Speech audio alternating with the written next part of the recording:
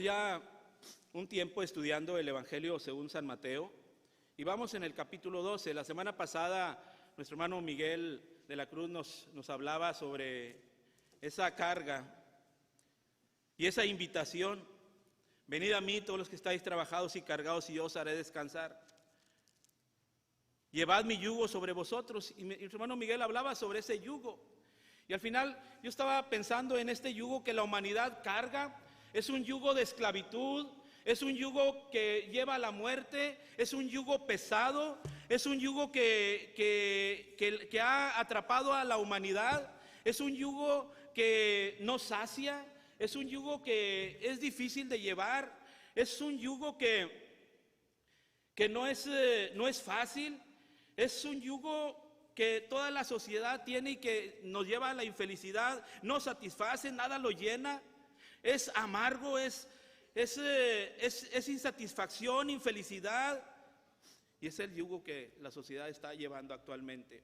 Pero el Señor nos invita a llevar un yugo que Él mismo dice, no es pesado, ni mi carga es pesada. Y nos invita a llevar, al final, hermanos, llevamos un yugo. Todo ser humano lleva un yugo. Y es como ver a aquella persona que lleva una gran carga sobre su espalda y viene alguien y le dice, mira, te cambio la mochila, esta mochila chiquita por esta mochila grande. Y dice, no, es que ya me acostumbré a esta mochila grandota. Y es lo que el Señor está diciendo, te cambio ese yugo que no te lleva a nada más que te va a llevar a la perdición y a la muerte por uno eterno, por uno de satisfacción, por uno pleno, por uno completo, por uno de gozo, por uno eterno, y que al final este yugo que yo te estoy ofreciendo te va a llevar a la vida eterna. Y esa es verdad. Y esa es la invitación que el Señor nos hace en la predicación de la semana pasada. Y aquí hay un cambio. Ahora va a tratar con los fariseos, con la élite religiosa, con los escribas, en este caso muy particular con los fariseos. Y entra al capítulo 12 a tratar con una parte de estos personajes que eran importantes en la comunidad religiosa de Jerusalén. Y es bien motivante poder ver el texto y poder arrancar algunas cuantas enseñanzas del texto. Dice el texto que es muy enriquecedor, y vamos a ver tres puntos bien importantes. Vamos a ver el legalismo contra gracia. Vamos a ver cómo el legalismo, y primero creo que tendríamos que definir qué es una persona legalista. Un legalista es aquella persona que trata de alcanzar el favor de Jehová a través de acciones personales. Lo voy a volver a repetir.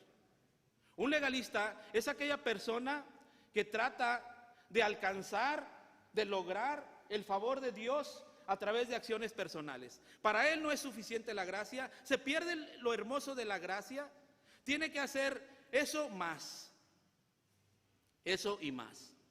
Y vamos a ver esta mañana cómo en el texto, a través de 3 puntos, cómo el legalista, aquel que cae en el legalismo, como dice el texto que vamos a estar examinando esta mañana, le impide ver 3 cosas hermosísimas.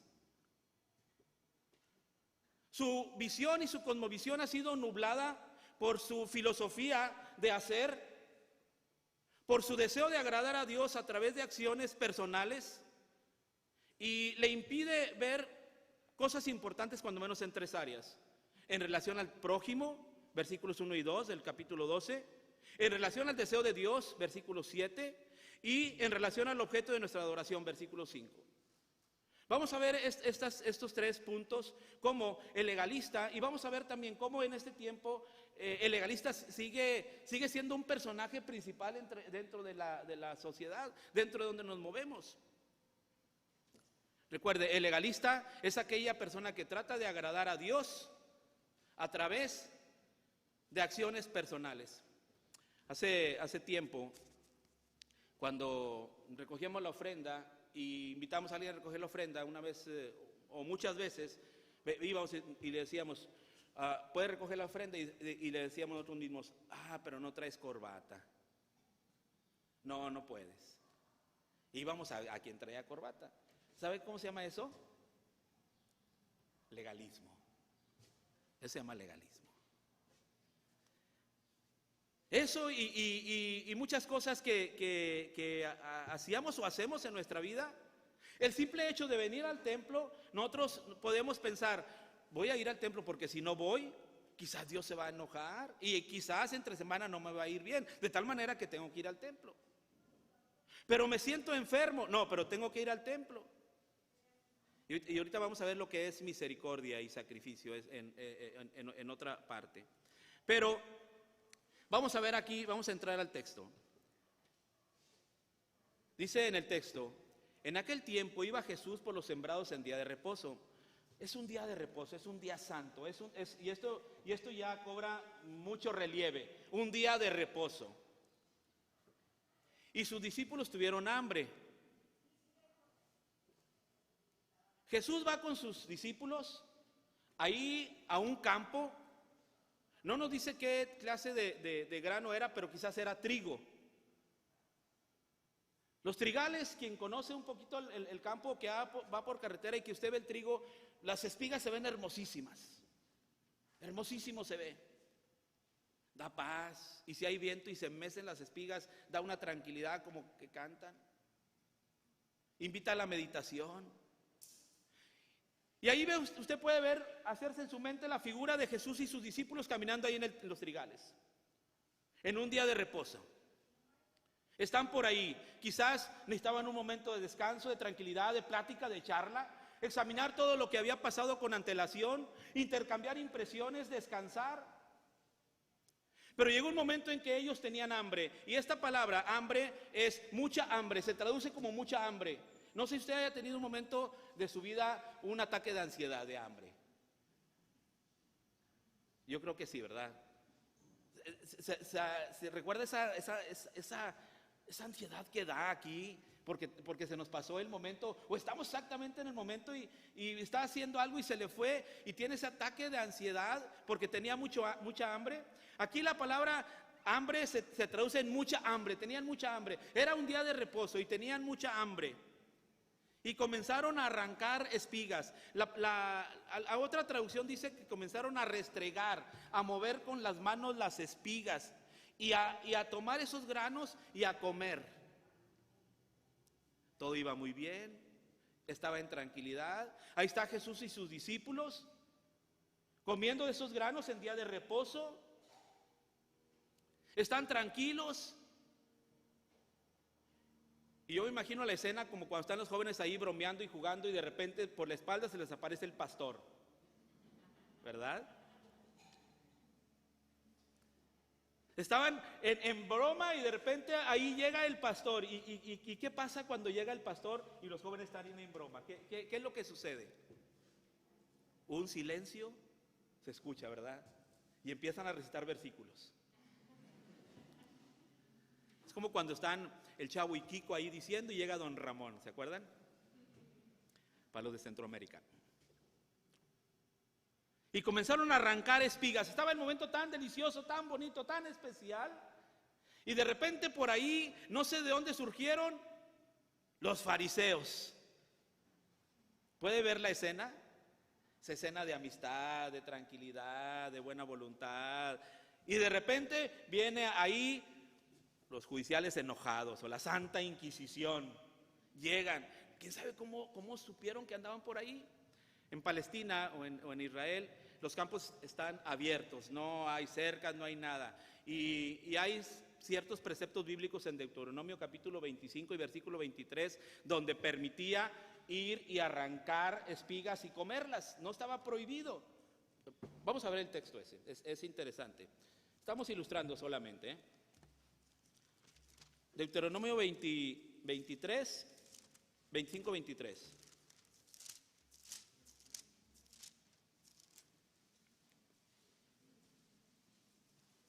Perdón, 23, 25.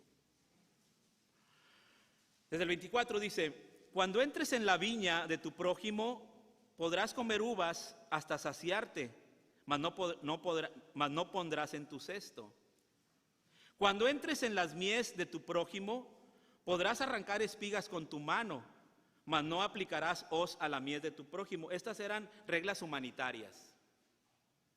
Estaba prohibido meter la hoz o la rozadera, como le llaman, y cortar y cargar en cajas. Esa hoz, ese objeto con el que se corta la espiga, no podías usarla con tu mano, solamente eran reglas humanitarias. También podías comer uvas, pero no llevar para el mercado para la semana. Estaba permitido. Pero era día de reposo, era día de reposo. Entonces, estaba la escena tan especial, y viéndolo los fariseos le dijeron: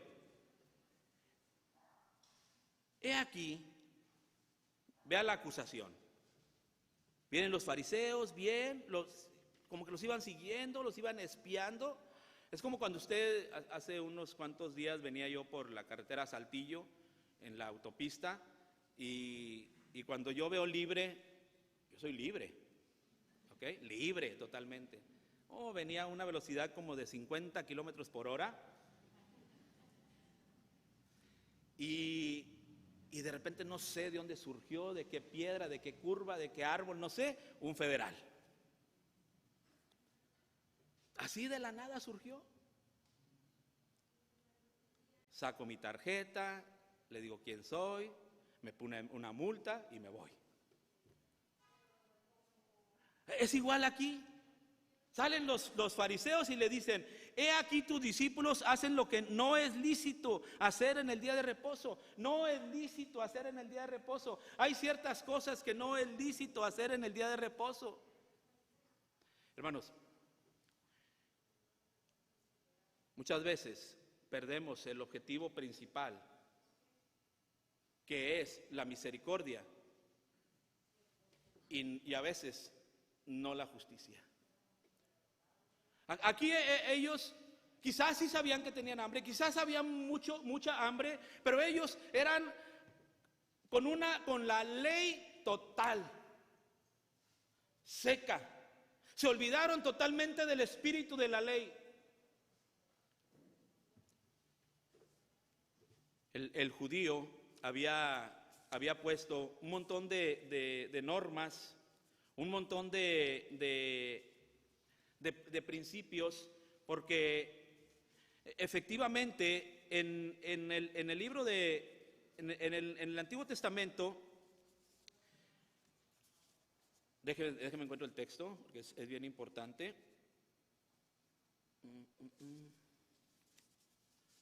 Aquí al frente los textos se pierden, yo no sé por qué, pero eso es muy, ahorita lo encontramos. El texto en los 10 mandamientos había dicho que deberías guardar el día de reposo, no trabajar. Entonces el judío había interpretado, o la cúspide de la ley, los fariseos, los escribas, el religioso había dicho: bueno, vamos a interpretar qué es trabajar, vamos a ver qué es trabajar. Y ellos llegaban a situaciones a veces cómicas. Decían: está prohibido para la mujer que se vea en el espejo un sábado, nada más los sábados. Está prohibido para la mujer que se vea en un espejo, porque ¿qué tal si encuentra una cana y va a ser tentada a quitársela? Y eso es trabajo.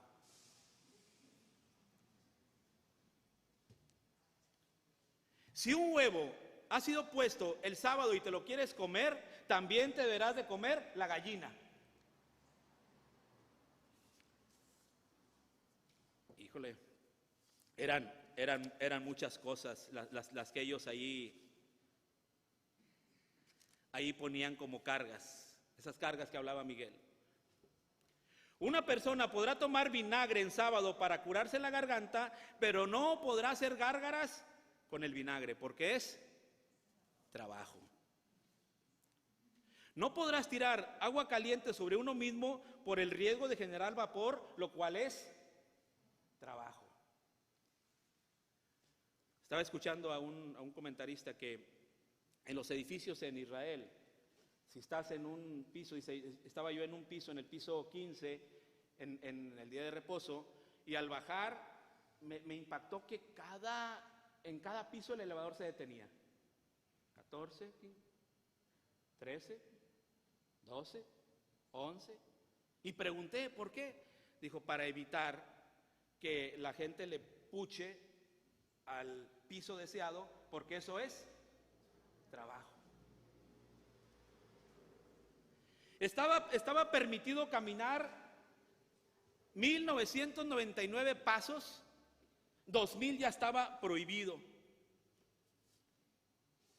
Esto se llama legalismo. Recuerde, el legalismo es aquel que busca el favor de Dios a través de la obediencia. El legalista no busca agradar a Dios a través de conductas externas.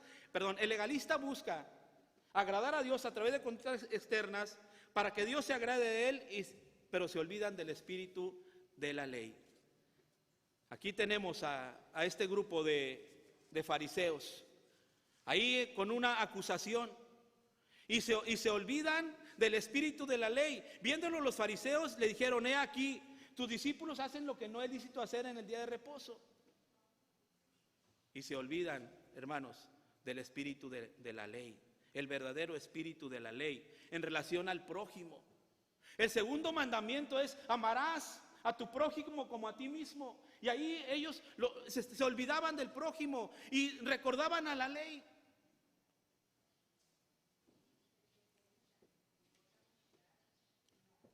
En Éxodo 16:29 dice de la siguiente manera. Éxodo 16:29 dice así: mirad que Jehová os dio el día de reposo. ¿Quién lo dio?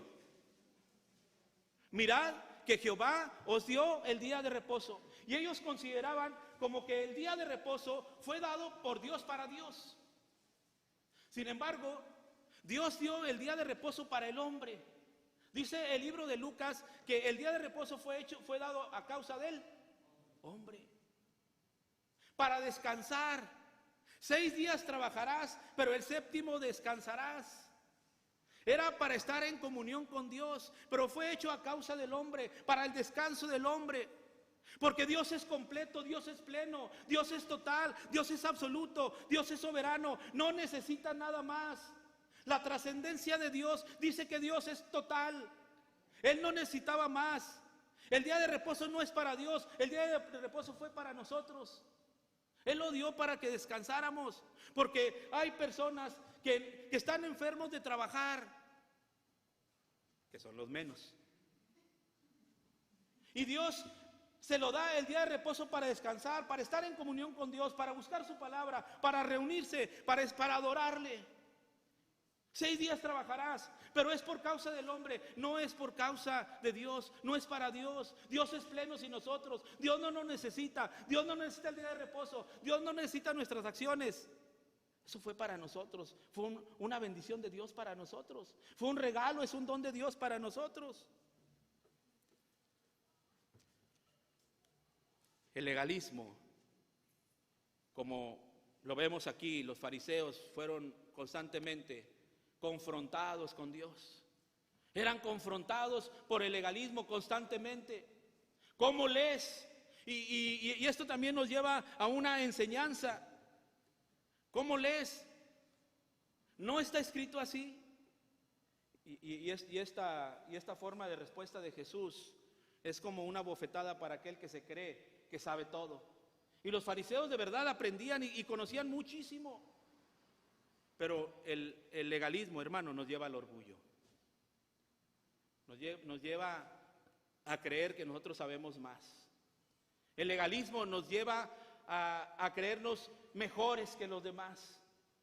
El peligro del legalismo nos lleva a establecer círculos de santidad. Porque el orgullo es lo que lleva a creer que nadie más es merecedor de nuestra amistad, de nuestra visita, de nuestro cariño, de nuestra plática, de nuestra charla, más que aquellos que están en el mismo nivel de santidad que nosotros.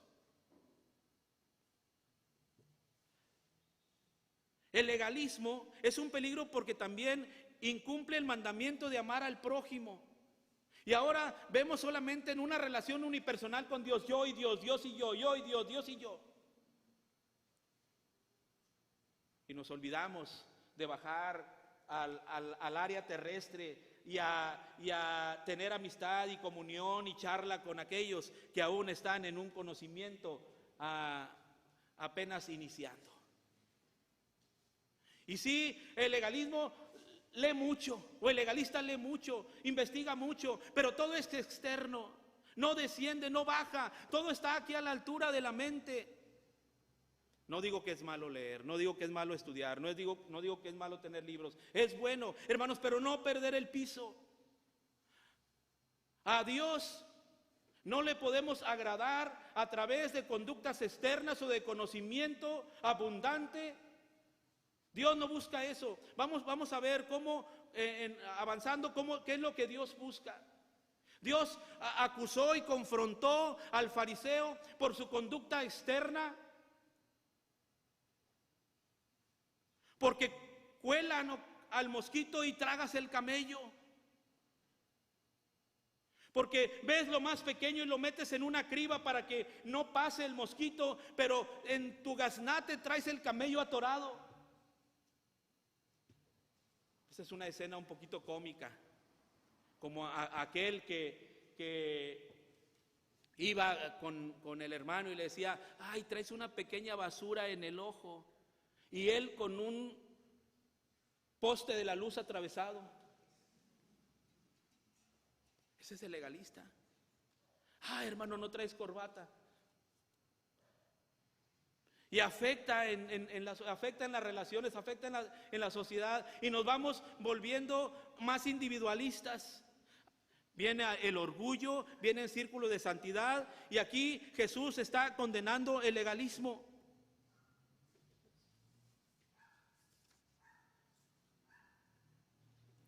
El legalista ve solo lo externo, trabaja para obtener y olvida que ya tenemos la victoria. Olvida que ya tenemos la victoria. Dice en 1 Corintios 15:57. 1 Corintios 15:57.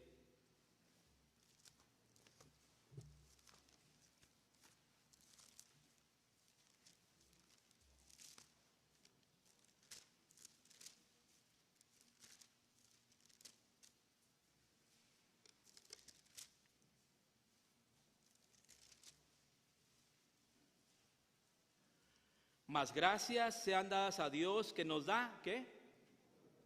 Ya tenemos la victoria, hermano. La victoria ya está concedida, ya somos victoriosos. Nada nos podrá separar del amor de Dios. La victoria ha sido dada. Ahora pues ninguna condenación hay para los que están en Cristo Jesús. El legalista olvida que ya tenemos la victoria, mas gracias sean dadas a Dios que nos da la victoria por medio de nuestro Señor Jesucristo. Ya tenemos la victoria. Dice Efesios 2:10 que ahora lo que hacemos es consecuencia de lo que somos. Efesios 2:10.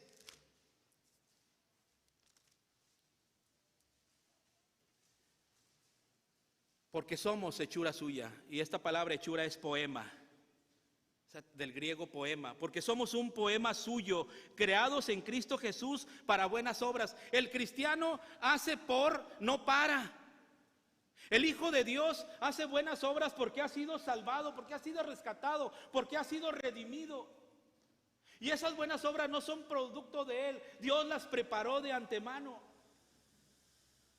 Si vamos por la vida haciendo misericordia, no es por nosotros, hermanos, es porque Dios nos ha preparado para eso. El propósito de Dios es que su Hijo vaya, hermano, de victoria en victoria, de triunfo en triunfo y de misericordia en misericordia, haciendo misericordia.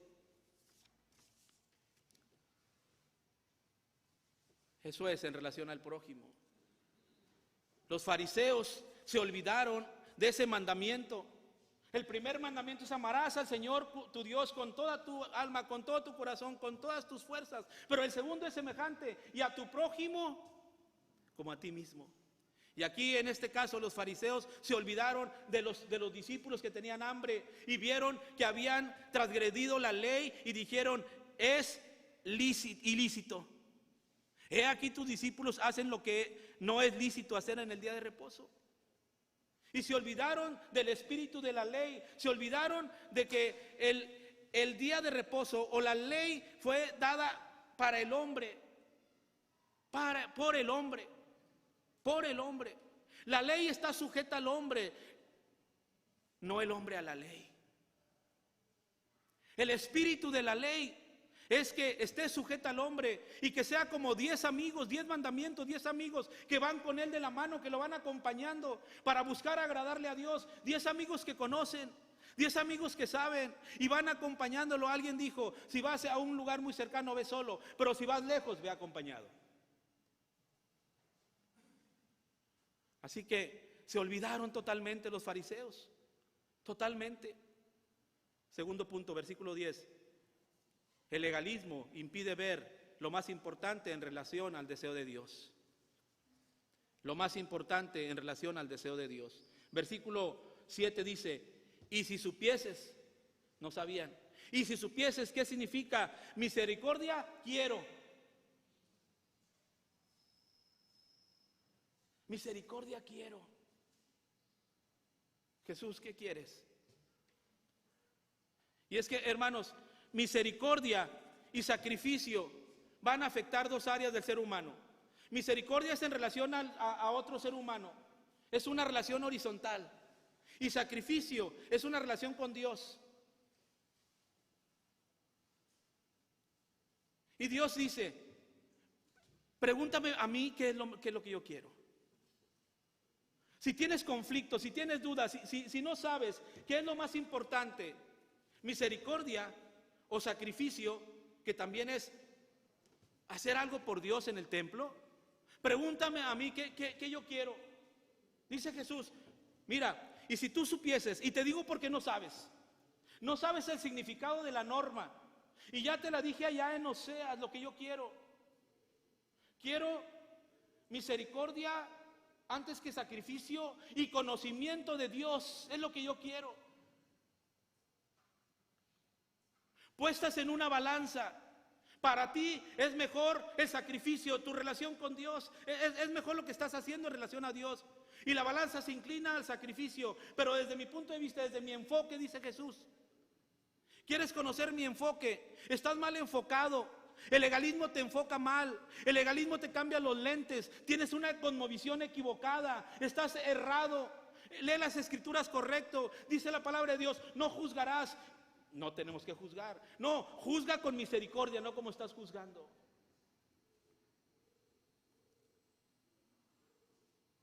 A este grupo que vino para acusarle, a este grupo de fariseos que vino para cuestionarle, a este grupo de fariseos que estaba enfrentándose a él, viene el primer choque entre dos grupos, entre dos filosofías, la correcta, la espiritual, la verdadera, y una filosofía legalista, humana, natural.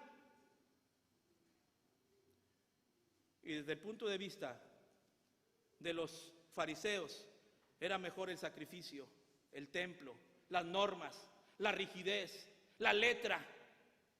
Y viene Jesús y dice, estás mal, estás equivocado. Si me preguntas, y si supieses qué significa misericordia, quiero, y no sacrificio.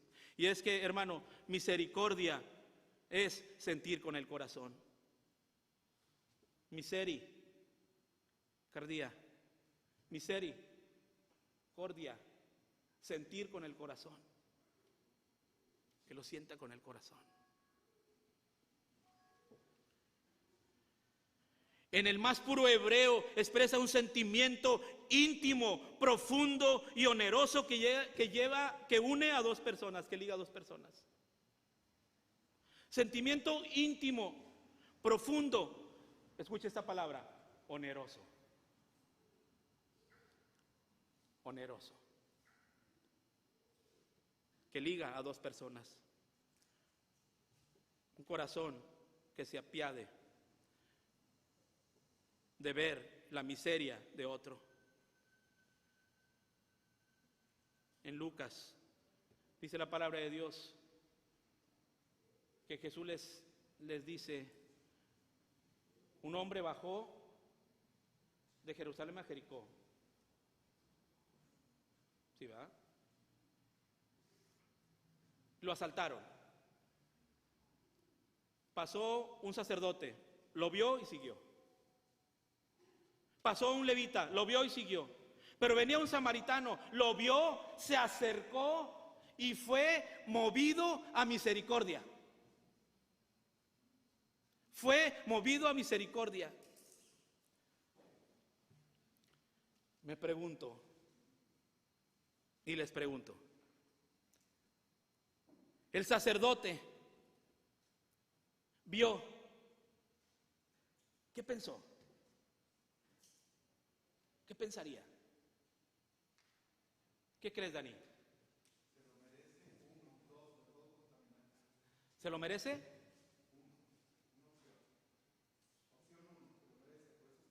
Ajá. Me puedo contaminar, sí. Quizás iba de lejos y lo vio y dijo, está en una situación inconveniente a lo mejor. Ve cómo lo que dice Dani, el legalismo impide, nubla, ya no te deja ver claro. Pero el samaritano, y era una lección para los fariseos, el samaritano que no se iban bien con los judíos, un samaritano, un impío, uno que no tenía ninguna relación con Dios, podemos llamar de esa manera, viene, se acerca y ve, y ¿qué dice la palabra? ¿Fue qué? ¿Quién lo movió? No erréis, todo don perfecto y toda buena dádiva desciende de lo alto, del Padre de las luces, en el cual no hay ni sombra de variación. No hay nada de eso. Él fue movido a misericordia. Hermanos, debemos de ser movidos a misericordia. ¿Qué quieres? Y si supieses qué significa misericordia, quiero, y no sacrificio. ¿Cuántas cosas podríamos hacer con el precepto bíblico correcto?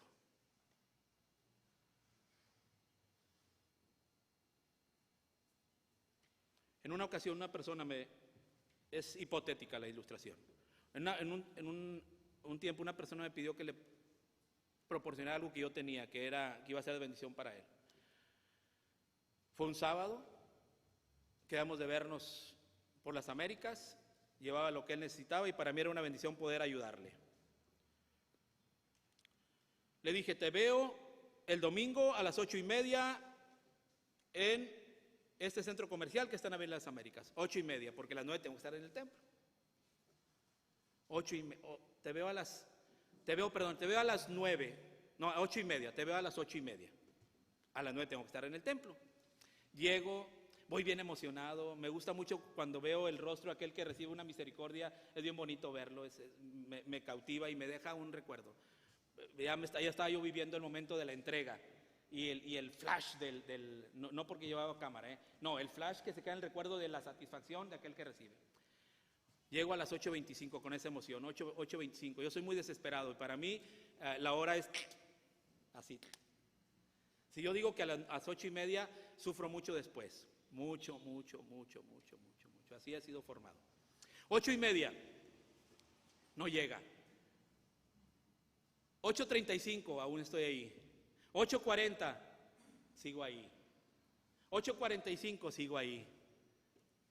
Estaba disfrutando mucho, qué alegría, voy a hacer bendición. 8:50, la alegría se empieza a ir. 8:55, viene el lugar a la ira. 8:59, ya estoy muy enojado. 9, ya perdí totalmente. Totalmente me fui, ya perdí. A las 9 recibo un mensaje, hermano, voy para allá. Voy para allá. Y yo dije, pero este hermano, ¿qué pensará? Si yo le dije que tenía que estar en el templo. Es mejor estar en el templo, 1000 veces en el templo que fuera de él. Fui bíblico, fui muy bíblico.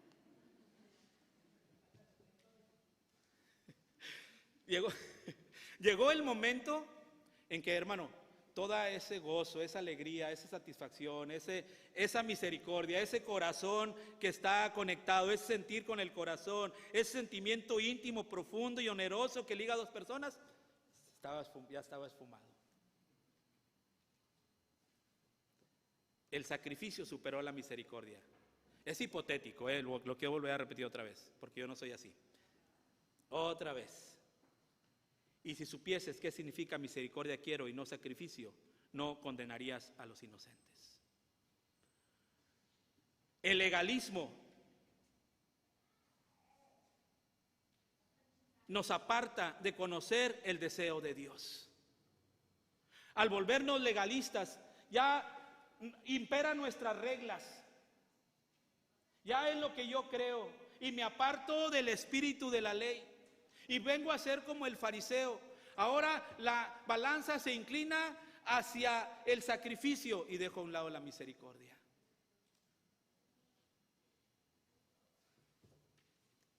En este tiempo de necesidad, ir a visitar a una persona, llevarle alimentos, se convierte en algo muy oneroso. Le dije a mi familia, voy a llevar estos alimentos a tal persona. Dijo, cuidado, no. Y fueron muchas cosas que llegan a nublar el espíritu de la misericordia. Y ahora ves, y sí tenemos que ser responsables, pero hay formas de llevar. Porque al ejercer misericordia es oneroso. Lleva una buena dosis de sacrificio personal.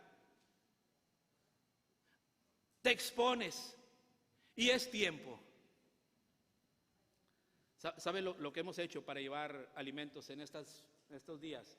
Aquellos hermanos que necesitan y que están en problemas de esta naturaleza, pactamos afuera tu vehículo, puertas abiertas, no abiertas también, sino que sin seguro, llegamos, lo ponemos, te pones lo que tienes que ponerte en las manos y te vas. Pero implica. Y si supieses, es que muchas veces no sabemos, hermano, ¿qué significa? Misericordia quiero. Señor, ¿qué quieres? Quiero que tengas un corazón que sienta.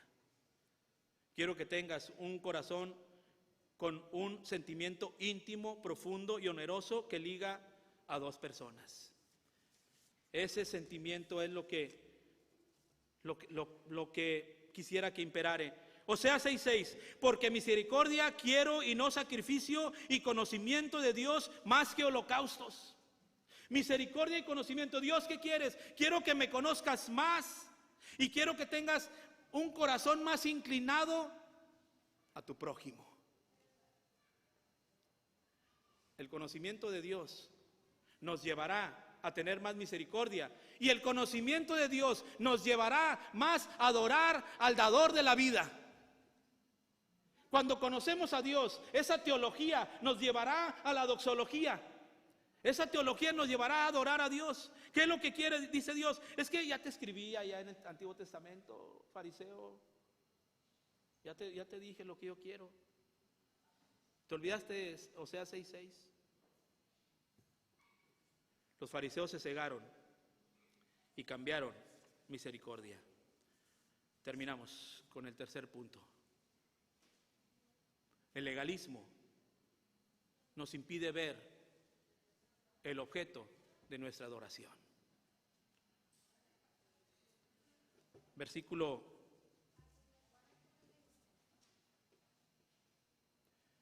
7. Versículo 7. Pues os digo que uno mayor que el templo está aquí. Desde el versículo 3 dice así: ¿no habéis leído lo que hizo David cuando él y los que con él estaban tuvieron hambre? ¿Cómo entró en la casa de Dios y comió los panes de la preposición, que no les era lícito comer ni a él ni a los que con él estaban, sino solamente a los sacerdotes? ¿O no habéis leído en la ley cómo en el día de reposo los sacerdotes en el templo profanan el día de reposo y son sin culpa?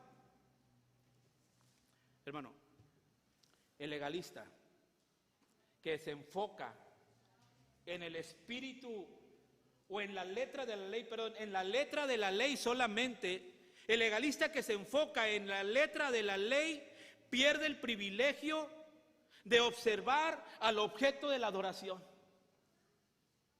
Ahí Jesús a los fariseos les está contestando a la pregunta que ellos están haciendo. ¿Por qué ellos están comiendo? ¿Es lícito lo que están haciendo? Y Jesús les dice, ¿no leíste lo que pasó con David? Sí habían leído, y muchas veces. Sí sabían. Y sabían de los panes de la preposición. Sabían que los panes se cambiaban cada 7 días. Allá en Samuel dice que los panes que comió David estaban aún calientes, quizás era un día de reposo. Y David junto con sus hombres tenía hambre y llega al tabernáculo, allá al lugar, y no le era permitido comer y come, pero fue sin culpa. Dios no lo castigó, fue sin culpa. ¿Por qué? Porque misericordia quiero y no sacrificio. Y los sacerdotes entran y ofrecen sacrificio en pleno día de reposo. Trabajan, se cansan y son sin culpa. Y Jesús les da una lección, pero una lección no aprendida. Una lección no aprendida. Porque no aprendieron la lección. Porque en la siguiente sección, ahí de Mateo capítulo 12 y versículo 9 en adelante, están planeando un homicidio. No aprendieron la lección. Junto con los herodianos, en el capítulo 9 en adelante, ellos empiezan a planear la muerte de Jesús. No aprendieron. Jesús les dice: el templo es importante, el sábado es importante, el hombre es importante, las reglas son importantes. Es más, las reglas están puestas en el corazón del hombre, porque el hombre está hecho a imagen de Dios y el hombre es importante, y ahí están las reglas. Pero ¿sabes una cosa? Ahora, en este momento, aquí, ante ti, ante ustedes los doctores de la ley, ante los que deben de conocer todo, está uno que es mayor que el templo. Aquí está, hermanos. Deberían de haber caído en una reverencia total. Deberían, si hubieran entendido, si hubieran conocido, pero el legalismo los había nublado, los había cegado, y no vieron aquel que es el objeto de nuestra adoración. Perdieron de vista.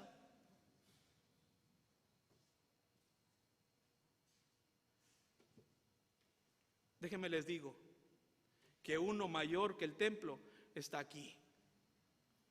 Yo soy el que soy, yo soy Dios, yo soy mayor que el templo. ¿Qué puede ser mayor que el templo? Más que Dios mismo. Yo soy Dios.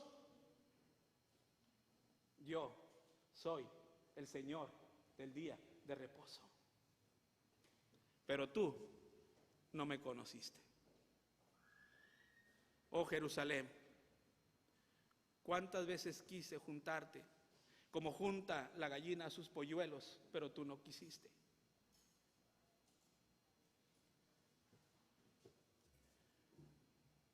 Oh Capernaum, tu castigo será mayor que a Tiro y Sidón, porque en ti se hicieron mayores milagros y tuviste mayor conocimiento de la misericordia, del poder, de la personalidad, de la soberanía de Dios.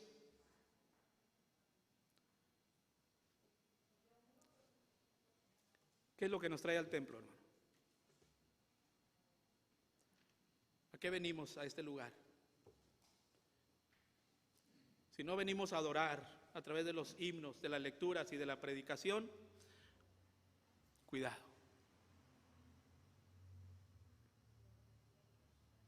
Porque si te sientes muy enfermo y no puedes venir al templo, pero dices, tengo que ir al templo porque qué tal, si no me va bien entre semana, prefiero ir al templo.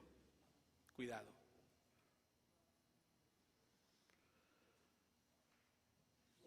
El templo pasará. Nosotros teníamos planes de un templo grande, muy grande, decíamos 800 personas. ¿Sabe qué? Viene la pandemia y Dios nos dice, mira, aquí está el templo. A veces perdemos el enfoque, bien fácil. Os digo que uno mayor que el templo está aquí. Este lunes, eran como las 8 de la noche, me habló el hermano Julio López. Para aquellos que no conocen al hermano Julio López es un miembro de la iglesia que estuvo internado por COVID. Es un hermano de aquí de Monterrey, pero fue llevado a un hospital en Sabinas Hidalgo y estuvo casi 2 semanas internado en cuidados intensivos. La iglesia orábamos todos los días por el hermano Julio López y su familia, hermana Mimi y sus hijos. Dios tuvo misericordia de él y de su familia. Salió. Hace una llamada el lunes el hermano Julio López. Estaba mi familia en casa, estaban mis hijos, mi esposa y yo. Y entra la llamada del hermano Julio López y dice: hermano, solamente para agradecerle por las oraciones suyas. Y empieza, hermano, a dar testimonio de las cosas que pasaron. Una atención excelente de un Dios amoroso. Pero lo que me impactó, no me impacta eso, lo que me impactó es que él dijo: hermano, tuve oportunidad de orar por casi toda la iglesia, por los líderes de la iglesia. El templo no es importante. El hermano Julio López estaba en una cama de hospital, reconociendo que ahí está uno mayor que el templo. Uno mayor que el templo, hermano, uno mayor que el templo. Si no reconocemos que en medio de nosotros está uno mayor que el templo, habremos perdido. Si nuestro conocimiento bíblico no nos lleva a la adoración, hermano, tenemos problemas. Reconozcamos que el único y sabio Dios es Él. Pablo fue cautivado cuando él entiende totalmente. Allá en el libro de Romanos, capítulo 11. En el libro de Romanos, capítulo 11.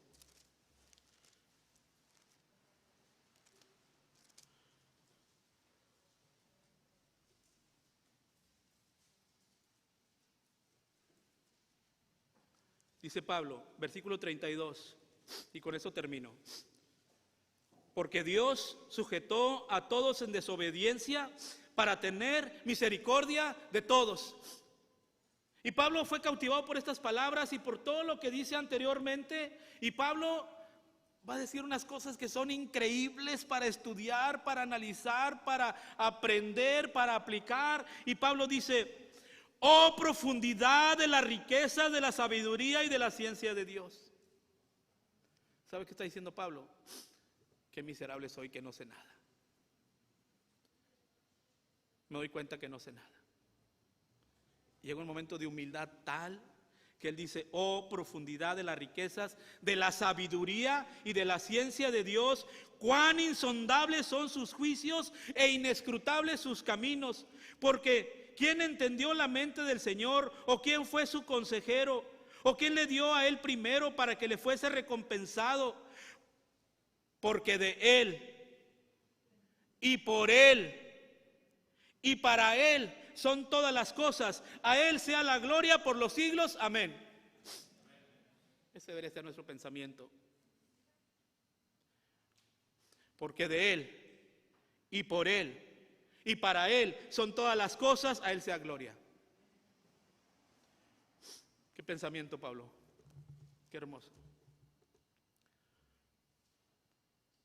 Hermano, dejamos que Dios trabaje en nuestra vida y que haga una obra maravillosa en nosotros, que podamos ser atraídos y seducidos hacia su hermosura y que dejemos aquello que nos sacia o lo que es eterno. Dios les bendiga.